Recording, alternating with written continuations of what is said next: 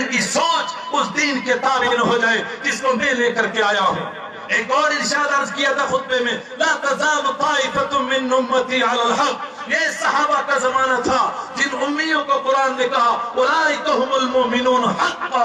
یہ پکے مومن ہیں، اولئک هم الصادقون، یہ بالکل سچے ہیں، اولئک هم المفلحون، یہ بالکل کامیاب ہونے والے ہیں۔ ان کی صداقت میں، ان کے ایمان میں، ان کی کامیابی میں اگر کوئی شک کرے گا اس کے ایمان میں شک۔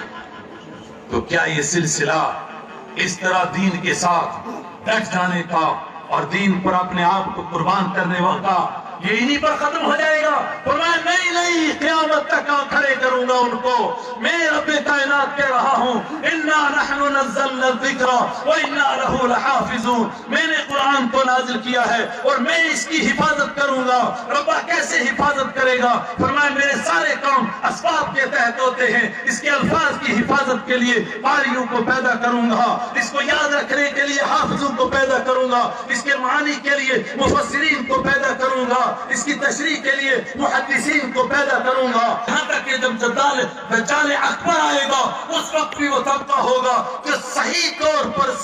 سنتوں پر قائم ہوگا اور اس حدیث کا ترجمان ہوگا کہ اس کو عضو علیہا بالنواجذ، اس دین کو دانتوں سے پکڑ کر رکھو، کوئی تم سے چھین نہ لے۔ یہ 13 صدی گزر چکی ہے، اب تری کا دور ہے، پوری دنیا کے اوپر گورو کا پرچم لہرا رہا ہے اور وہ کہہ رہے ہیں کہ ہماری حکومت میں کبھی سورج نہیں ڈوبتا ہے۔ اس وقت میں پروردگار نے ایک طائفہ منصورہ کو کھڑا کیا، ایک گروہ کو کھڑا کیا، الفاظ بھی نہیں، وقت بھی نہیں، میں ادھار لیتا ہوں سید عطا اللہ شاہ بخاری رحمت اللہ علیہ سے۔ اس نے کہا جب میں اس طائفہ پر غور کرتا ہوں مجھے ایسا لگتا ہے کہ صحابہ کی روحوں کا ایک قافلہ جا رہا تھا، ان روحوں میں سے کچھ کو روک کے رکھ لیا گیا اور کہا ان کو 13 صدیوں کے بعد پیدا کروں گا، اس وقت ان کی ضرورت ہوگی، اس وقت یہ پہاڑ بن کر کے کھڑے ہوں گے، کوئی گورو کے مقابلے میں کھڑا ہوگا اور اس کو وہاں گاڑ دے گا جہاں سے وہ اٹھا ہوگا، وہ فقیر درویش کھڑا ہوگا اور قرآن کی آیت کا تفسیر کرے گا، وَمَن يَتَوَكَّلْ عَلَى اللَّهِ فَهُوَ حَسْبُهُ، جو اللہ پر بھروسہ کر لے اللہ اس کے لیے کافی ہو جاتا ہے۔ جب گورے کہیں گے کہ جب جس کے پاس کھیت ہوگا اس کو روٹی ملے گی، جس کے پاس بھینس ہوگی اس کو دودھ ملے گا، جس کے پاس باغ ہوگا اس کو پھل ملیں گے، اس وقت میں وہ درویش اعلان کرے گا وَمَن يَتَّقِ اللَّهَ يَجْعَلْ لَهُ مَخْرَجًا، جو اللہ سے ڈرے گا اللہ اس کے لیے مصیبتوں سے نکلنے کے راستے بنائے گا، وَيَرْزُقْهُ مِنْ حَيْثُ لَا يَحْتَسِبُ، اور اس کو وہ دے گا جس کا اس کا گمان بھی نہیں ہوگا۔ وہ درویش اٹھا، اس نے سب سے پہلے دارالعلوم کا بنیاد رکھی اور اس کے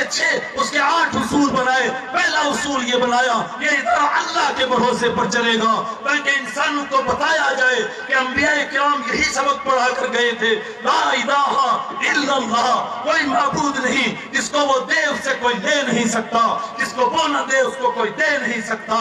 یہ طائفہ اٹھا، اس نے سنتوں کو سینے سے لگایا اور دانتوں سے پکڑا، واللہ دانتوں سے پکڑا۔ وہ مجدد الفسانی جس نے ایک انقلاب برپا کیا 1000 سال کے بعد، کیا اہمیت تھی اس کے نزدیک سنتوں کو پکڑنے کی۔ ایک مرید سے کہا کہ ایک آدمی ساری رات کھڑا رہتا ہے اور نفلیں پڑھتا ہے، فرمایا رب کعبہ کی قسم اس کا مقام نہیں پا سکے گا جو دوپہر کو تھوڑی دیر سنت سمجھ کر کے سو جاتا ہے اور قیلولہ کرتا ہے۔ دونوں ہاتھ بلند کر کے نعرہ تکبیر، اکابرین امت